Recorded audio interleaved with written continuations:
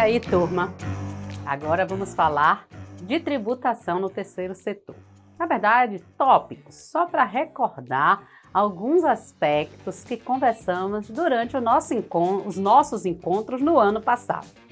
Quero recordar a vocês algumas inquietações quando começamos a falar de conformidade tributária. Eu gosto muito desse termo, conformidade tributária. Então, eu trago aqui logo de cara algumas inquietações. Por exemplo, por que entidade do terceiro setor? Por ser entidade do terceiro setor, existe complexidade na tributação? E aí, o que vocês acham? Existem obrigações fiscais para organizações do terceiro setor?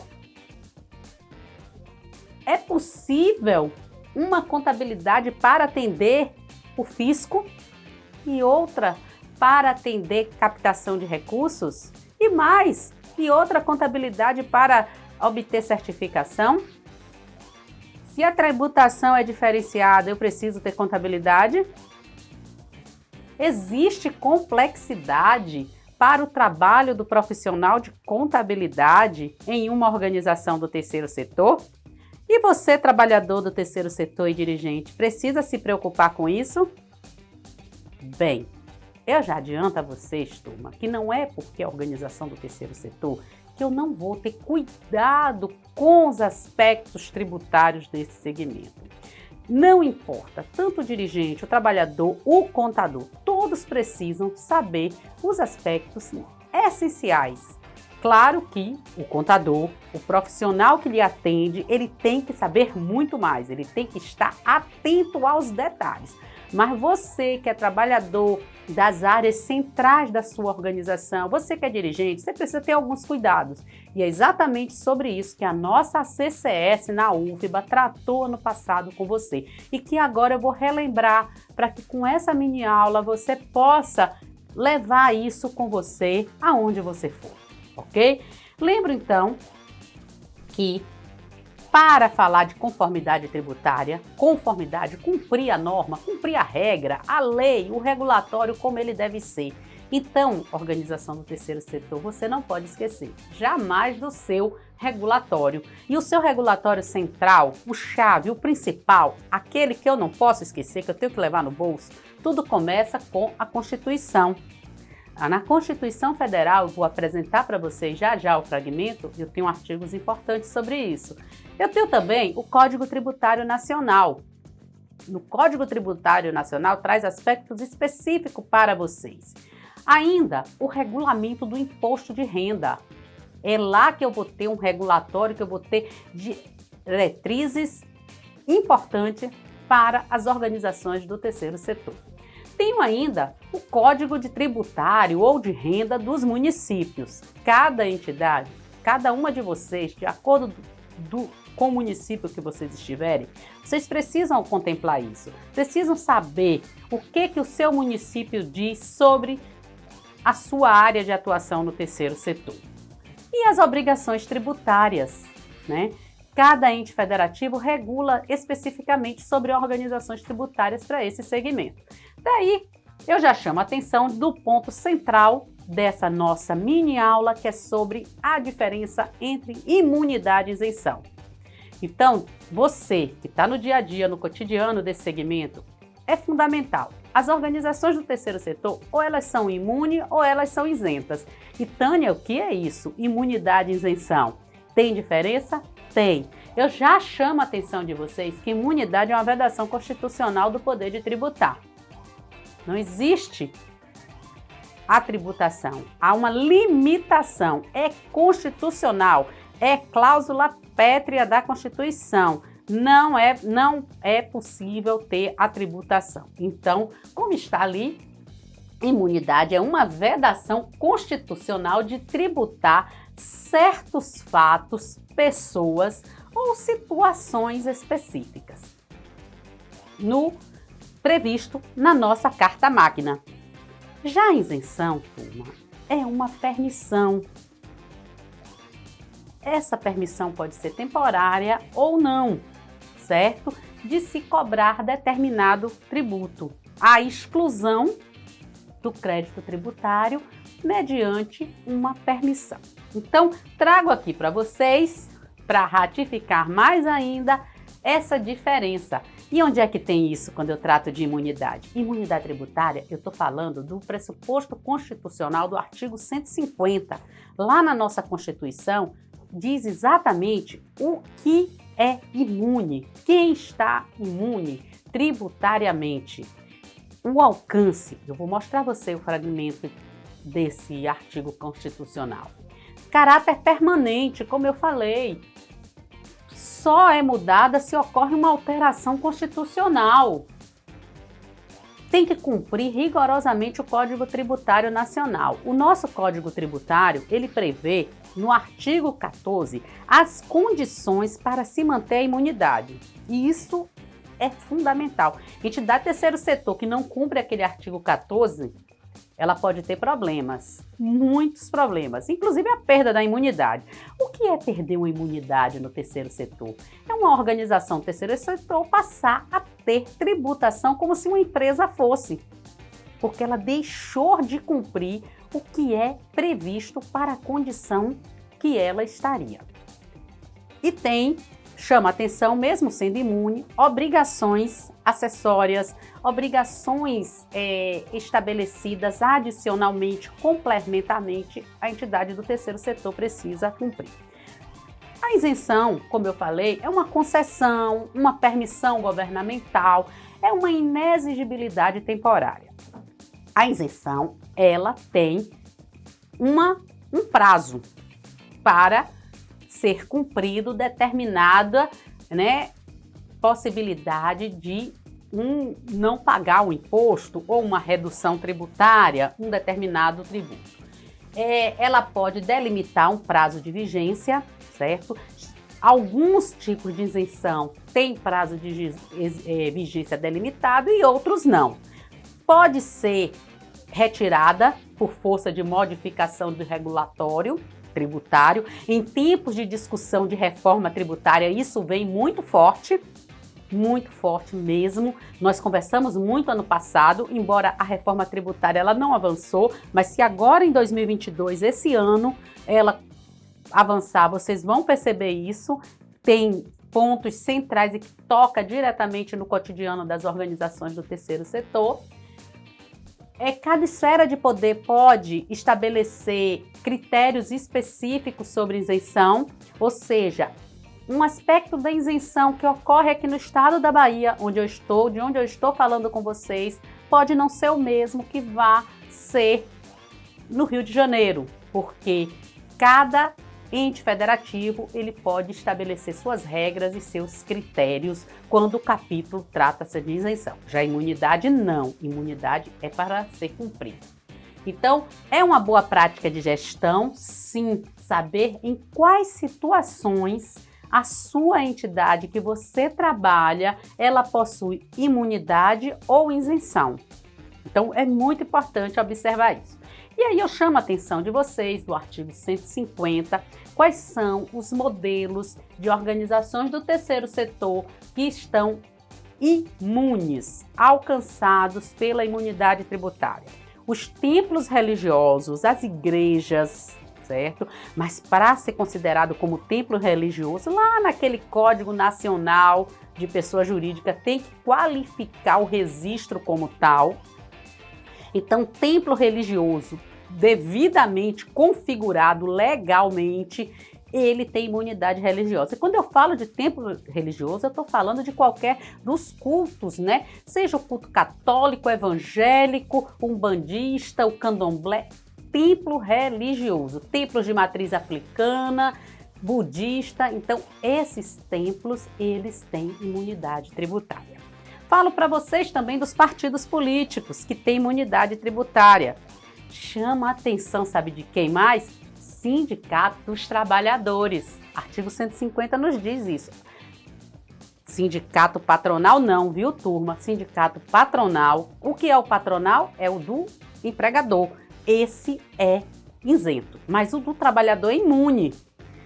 Falo para vocês de quem mais? Das organizações de educação e assistência social, sem finalidade lucrativa. Quando eu falo organização de educação, não estou falando da escola privada, não estou falando de outros modelos, estou falando da instituição de educação filantrópica sem fins lucrativos, certo? E que tenha na sua atividade preponderante e essencial essas atividades, ok? Então, essas organizações, elas têm assegurado a imunidade tributária. Não é cobrado a tributação, o imposto é vedado em todas as esferas de poder federal, estadual e municipal a cobrança de imposto. Lembra vocês o que vem a ser atividade preponderante? É aquela essencial à entidade. Então, a imunidade só é alcançada na atividade fim. Essencial é aquela que está nos objetivos institucionais devidamente qualificada como atividade própria do exercício fim das funções que a entidade desenvolve. E isso, como eu falei anteriormente, tem que estar devidamente qualificado em seus atos regulatórios. Então, a atividade fim preponderante é essa que vai determinar se a entidade ela pode usufruir da condição de imunidade, por exemplo, como organização de assistência social, ou se ela vai ser uma organização isenta, vai ter permissão de usufruir de determinadas isenções tributárias. Trago para vocês aqui, só para chamar a atenção, quais são os tributos impostos alcançados pela imunidade. A imunidade ela alcança os impostos e recentemente a Lei Complementar 87 trouxe a abrangência disso para as contribuições sociais, mas desde que cumpra determinadas condições. Então a imunidade para os impostos, temos os impostos do patrimônio, renda e serviços. Como exemplo, imposto sobre no âmbito federal, o imposto de renda sobre qualquer natureza. No âmbito estadual, como um exemplo, o imposto de doação. Esse imposto de doação, as entidades de assistência social, elas têm assegurado a imunidade, mas isso é um problema nacionalmente, porque tem estados que causam muito entrave, muita dificuldade para as entidades usufruírem desse item. Tem até um estudo muito bom que eu recomendo para vocês, que é um estudo de um grupo de estudo da Fundação Getúlio Vargas, específico sobre o panorama do IT&D no Brasil. Isso quem quiser aprofundar, saber qual o estado que está cumprindo a imunidade tributária nesse capítulo, pode verificar isso. A imunidade para o IPTU dá direito às entidades de assistência social, de educação, ser imune do IPTU. Nós sabemos o quanto o IPTU pesa, porque ele é um imposto. Agora mesmo chegou o momento, né? Já estamos em janeiro, de todos começarem a planejar o pagamento desse imposto, e ele pesa muito.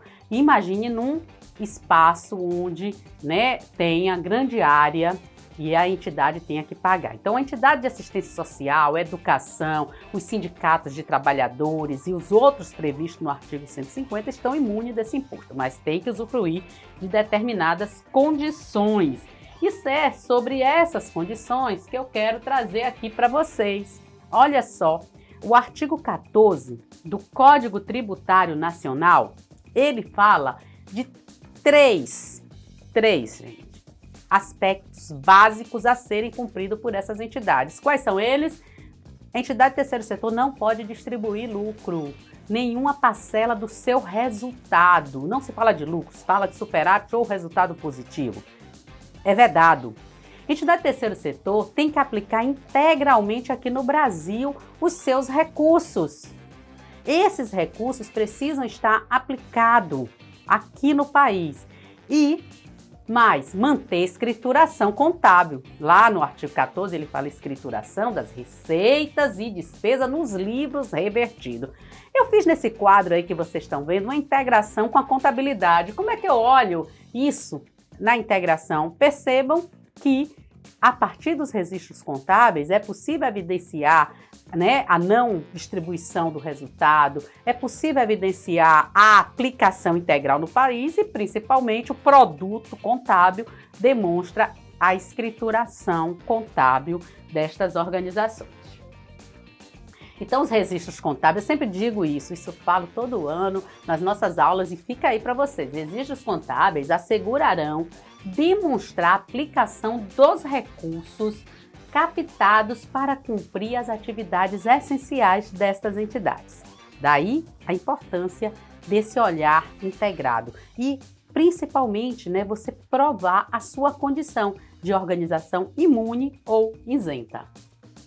Como eu venho falando, outros aspectos importantes para se cumprir a condição da imunidade, a guarda do documento tem que estar prevista, a destinação do patrimônio, a entidade do terceiro setor, ela é substituta tributária condicional, quando ela contrata prestadores de serviço, contrata terceira, ela tem que efetuar a retenção dos seus impostos, vedado, qualquer tipo de despesa que seja caracterizada como despesas indedutíveis. Como é que eu olho isso? Isso existe uma classificação tributária no âmbito federal para que a organização possa verificar o que ela pode efetuar pagamento ou o que ela não pode, o que deixa ela vulnerável tributariamente, para então lembrar o que é a isenção novamente. Eu deixo aqui para vocês, aquilo eu já mostrei lá no começo, a diferença, A isenção é a permissão temporária, ocorre o fato gerador do imposto, entretanto, a entidade ela é permitida usufruir por determinado período de benefício tributário.